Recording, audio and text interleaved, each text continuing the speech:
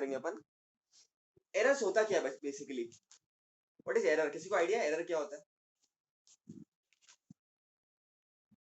देखो, अपन किसी इंस्ट्रूमेंट से काम चालू कर रहे हैं अपना, तो क्या हो सकता है? वो इंस्ट्रूमेंट खराब हो सकता है। थर्मामीटर है,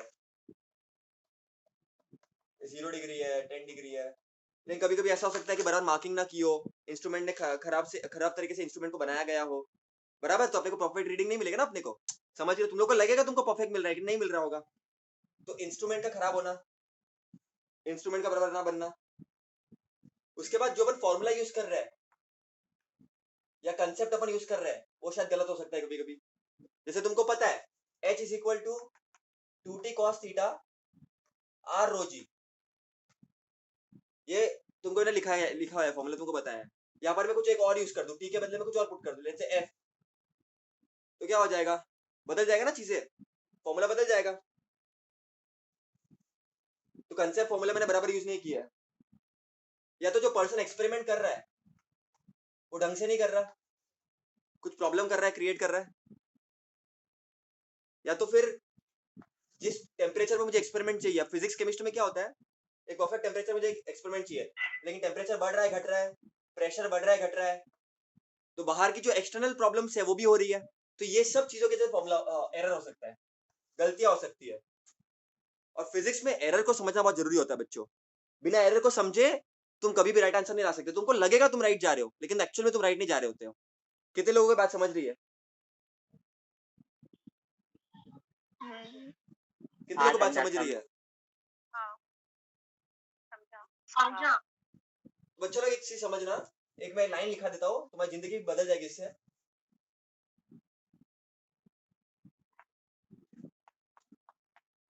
it is impossible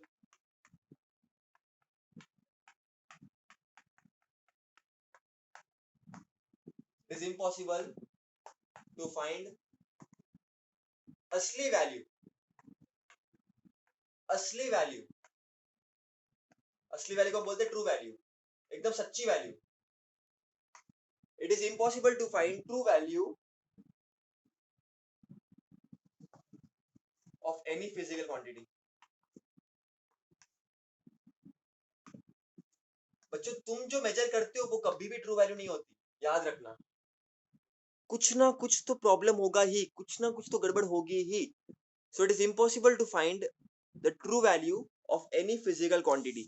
true value आप नहीं निकाल सकते, कभी भी ट्रू वैल्यू आप नहीं निकाल सकते। आप जो निकालते हो वो मेजर्ड वैल्यू है, जो आप मेजर करके निकालते हो। तो ट्रू वैल्यू आप कभी निकाल नहीं सकते, याद रखना बच्चों, याद रहेगा, याद रहेगा। हाँ। आप जो निकालते हो मेजर्ड वैल्यू है। और लिख लो बच्चा ये सब, the difference between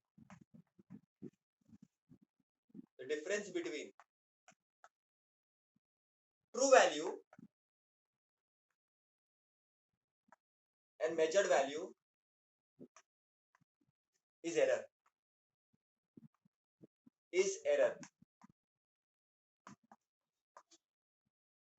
The difference between true value,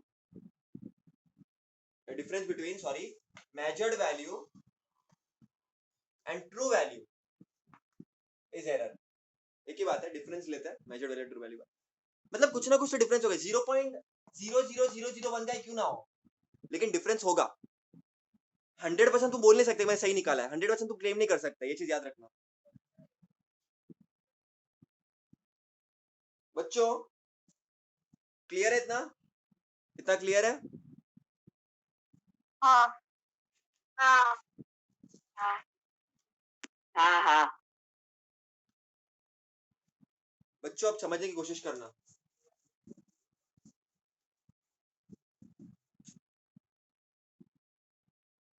तुम्हारा जो एरर है वो ब्रॉडली दो टाइप के होता है।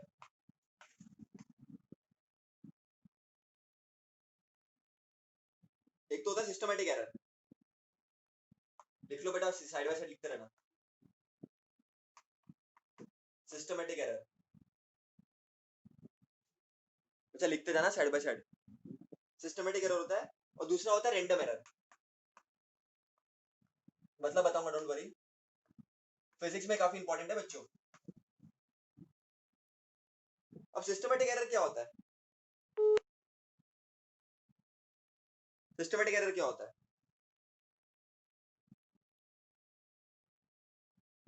तो मेजरमेंट प्रोसेस जो मैंने तुमको बताया, या मेजर करने का प्रोसेस में कुछ गड़बड़ है, उसको हम बोलेंगे सिस्टमेटिक एरर।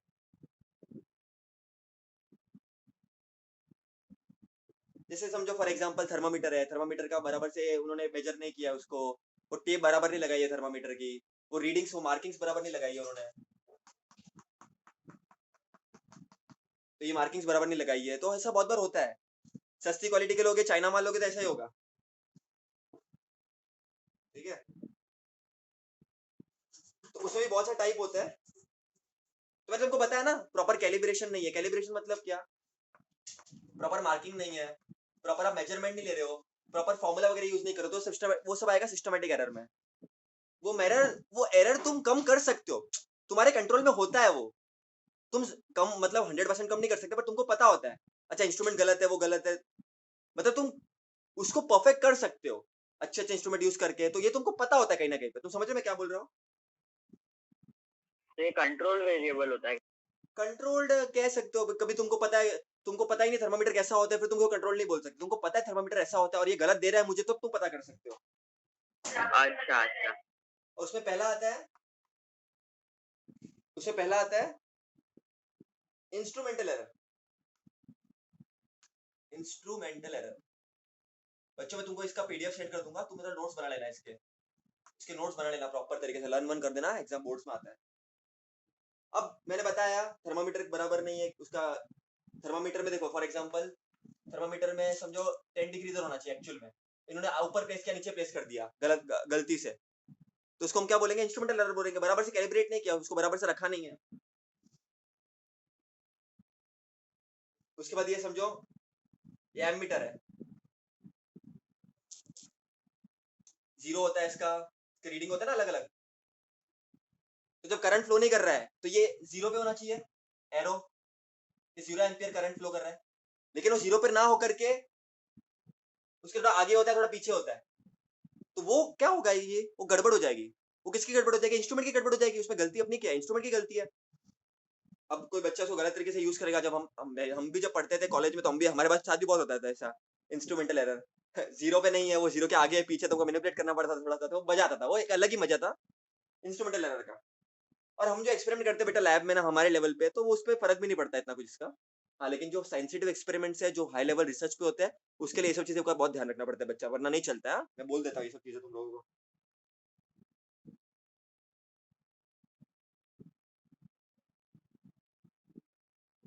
क्लियर है बेटा? ये इतना क्लियर है?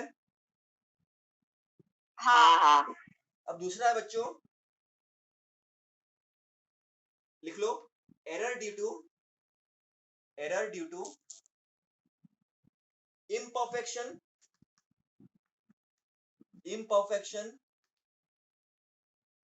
इन एक्सपेरिमेंटल टेक्निक। तुम एक्सपेरिमेंट ढंग से नहीं कर रहे हो। अब कोई भी एक्सपेरिमेंट में ऑब्जेक्ट को किस किस तरह से रखना पड़ता है, मिरर को ऐसे रखना पड़ता है, तुम अलग तरीके से रख रहे हो, अलग तरीके से फोकस कर रहे हो, तुमको आंसर तो मिलेगा लेकिन गड़बड़ मिलेगी उसमें। तो हर एक एक्सपेरिमेंट का एक टूल होता है, टेक्निक होता है, और उसको प्रॉपर फॉलो नहीं कर रहे हो।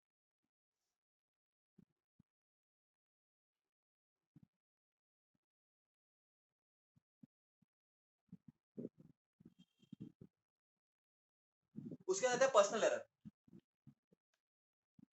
बहुत सारे लोग बोलते हैं, पता है मैं कैसे बच्चों को पढ़ाता था पहले?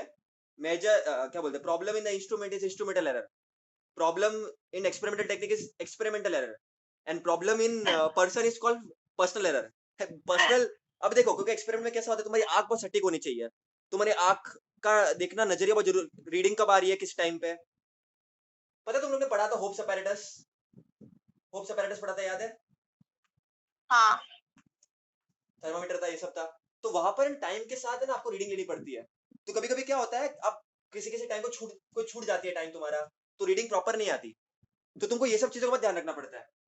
कभी कभी आपकी किसी किसी लोगों का नेचुरली आंखें बराबर नहीं होती बच्चों, नंबर ज्यादा कम होते हैं, तो किसी किसी एक्सपेरिमेंट में उनको प्रॉब्लम हो जाती है ना? तो ये सब पर्सनल एरर हो जाएंगे।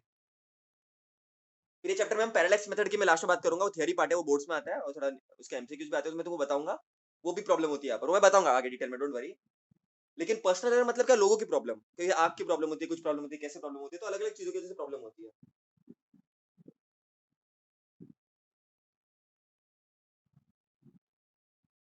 इतना क्लियर है?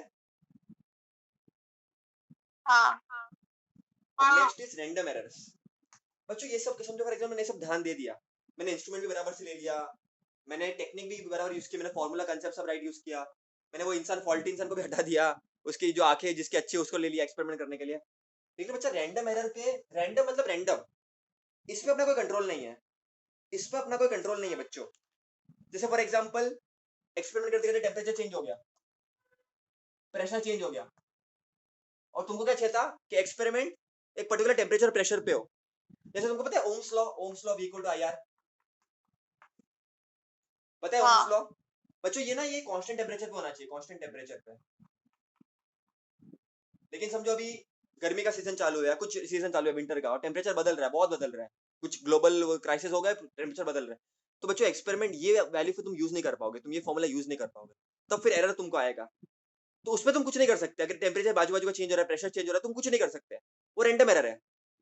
तुम क्या ही करोगे, तुम एटमॉस्फेयर को ये बोलोगे मैं एक्सपेरिमेंट कर रहा हूँ, बीच में नहीं आने का, अभी फालतू नहीं करने का, ऐसा नहीं कर सकते तुम लोग। तो इसमें तुम कुछ नहीं कर सकते, तुम देखो तुम कितना भी कुछ भी करो, एरर तो कुछ ना कुछ तो निकलेगा, ये लाइफ में मेरी हमेशा बात याद रखना। कुछ भी मिनिमाइज कर दो, इंस्ट्रूमेंट ढंग का ले लो, एक्सपेरिमेंट टेक्निक बदल दो, इंसान फॉल्टी इंसान को बदल दो, फॉल्टी इंसान ऐसा गलत बोलना गलत हो जाएगा बच्चों, लेकिन कुछ भी कर लो, कुछ ना कुछ तो प्रॉब्लम आएगा ही। कुछ कुछ फैक्टर्स तुम कम नहीं कर सकते, तुम रिड्यूस कर सकते हो उसको, एलिमिनेट करने की ट्राई कर सकते हो, बट कुछ ना कुछ तो गड़बड़ होगी कभी ना कभी तो बच्चों। बच्चा बात को समझने की ट्राई करना। अब ये इंस्ट्रूमेंट एरर है, अच्छा इंस्ट्रूमेंट ले लो इधर, एक्सपेरिमेंट टेक्निक को अच्छा कर लो, तो ये सब चीजें तुम कर सकते हो बच्चों, बहुत सारी चीजें तुम्हारे हाथ में नहीं होती है। क्लियर है कि नहीं? हाँ अब इसके लिए टेक्निक हाँ बताता हूँ। अब कभी एरर को कम करना हो तो एक मस्त टेक्निक है, एकदम इजी टेक्निक है, तुमको पता भी होगा, तुमने कभी सुना भी होगा शायद।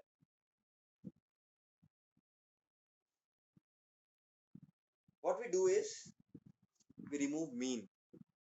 हम बहुत सारी जब रीडिंग लेंगे ना बच्चों, तो एरर आने के चांसेस कम हो जाएंगे, तो ये चीज तुमको ध्यान रखना है। अब कैसे हो मैं तुमको बताऊंगा, डोंट वरी।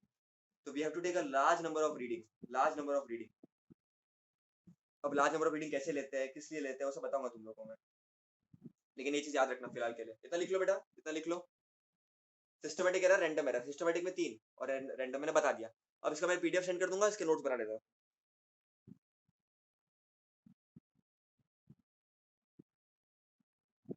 रैंडम एरर वाला ये v इक्वल टू आर वाला नहीं समझा। टेम्परेचर, ये एक्सपेरिमेंट कैसा, टेम्परेचर कांस्टेंट टेम्परेचर पे होना चाहिए। टेम्परेचर चेंज एक्सपेरिमेंट मतलब फॉर्मूला तुम कांस्टेंट टेम्परेचर के लिए यूज कर सकते हो, टेम्परेचर बदलेगा तो फॉर्मूला एप्लीकेबल नहीं होगा। जैसे ग्राफ तुमको ऐसा मिलता है समझो फॉर एग्जांपल लीनियर, फिर तो ग्राफ ऐसा नहीं मिलेगा तुमको, ऐसा एक्सपोनेंशियल ग्राफ मिलेगा, रीडिंग बराबर नहीं मिलेगी तुमको, रीडिंग जैसी चाहिए वैसी नहीं मिलेगी वैसा। तो उसको ठीक उसका है। तुम क्या ही करोगे, टेम्परेचर तुम्हारे हाथ में थोड़ी ना है। क्लियर है कि नहीं? हाँ क्लियर है। ठीक है, बढ़िया। लिख लो बेटा इतना, लिख लो इतना। मेरा 6:30 का लेक्चर, तो आज के लिए मुझे शायद बस करना पड़ेगा, चार्जिंग का इशू है थोड़ा, 7% ही है।